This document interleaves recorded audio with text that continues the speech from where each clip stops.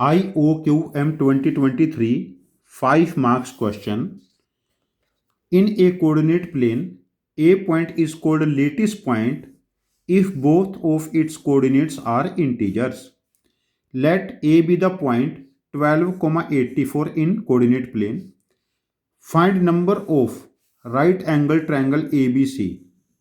Triangle ABC का nature है right angle in coordinate plane where B and C are also lattice point. ए तो lattice point given है ना, 12,84 coordinate है उसके.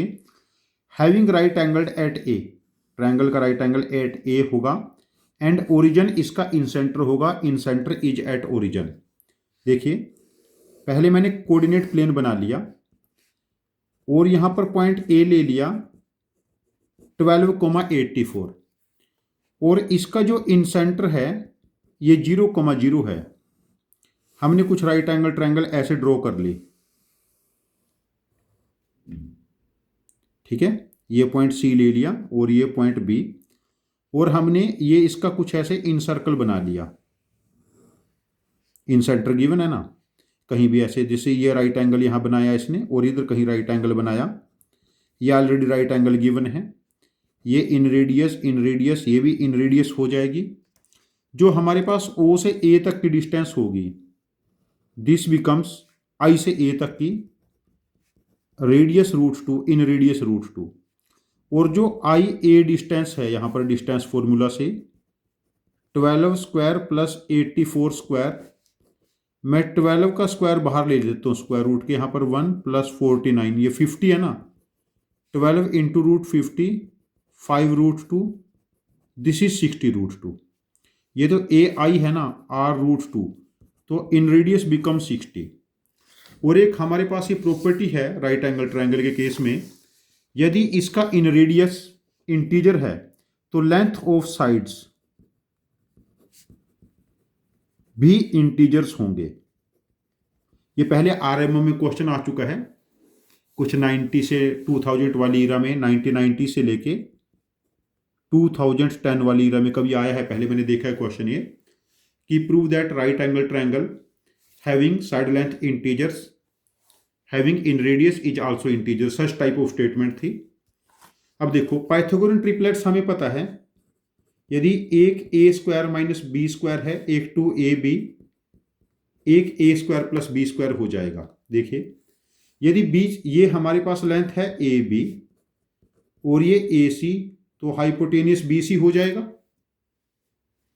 अब देखो राइट एंगल ट्रायंगल में हमें पता है 1/2 base plus perpendicular minus hypotenuse equal to inradius. अब देखिए 1/2 एक साइड है परपेंडिकुलर साइड है a square minus b square, 2ab दूसरी परपेंडिकुलर साइड है minus a square minus b square equal to 60. A square से ए स्क्वायर कैंसिल. अब ये क्या बना 2ab minus 2b square upon 2 equal to 60. तो 2 से 2 कैंसिल, b कॉमन ले लिया, a माइनस बी 60. मतलब यहां पर a और b इंटीजर होने चाहिए. यदि a और b इंटीजर है तभी तो a square minus b square 2ab ये सारे इंटीजर होंगे. मतलब इसके हमने फैक्टर्स कैलकुलेट करने हैं, बिकॉज a और b पॉजिटिव रहेंगे, a माइनस बी पॉजिटिव होगा तभी तो साइड की लेंथ पॉजिटिव होगी ना, a is more than b. तो इसके हमने फैक्टर्स देखने हैं 60 के फैक्टर. देखो मैं वैसे लिख भी सकते हैं, जैसे 1 हो गया, 2 3 4 6 के बाद फिर 10 आ जाएगा, 12 आ जाएगा, 15 आ जाएगा, 15 के बाद 20 आ जाएगा, देन 30 60. देखो 2 4 6 कितने बने 3 3 3. कोई फैक्टर हमने मिस कर दिया, 1 2 3 4 5 मिस कर दिया बीच में, 5 6 10. हाँ तो इसके 12 फैक्टर्स बन गए. यदि b की वैल्यू हमारे पास 1 है तो a माइनस बी की वैल्यू 60 हो जाएगी. तो 12 ये केस बनते हैं ना हमारे पास. तो इस केस में हमारे पास a square minus b square की वैल्यू 2ab की value a square plus b square की वैल्यू हमारे पास ये 12 केसेस हो जाएंगे, 12 ट्रायंगल्स बन जाएंगे. बट यदि इस साइड को हमने ए बी लिया है, इसको ए सी, ये दोनों फ्लिप भी तो कर सकते हैं.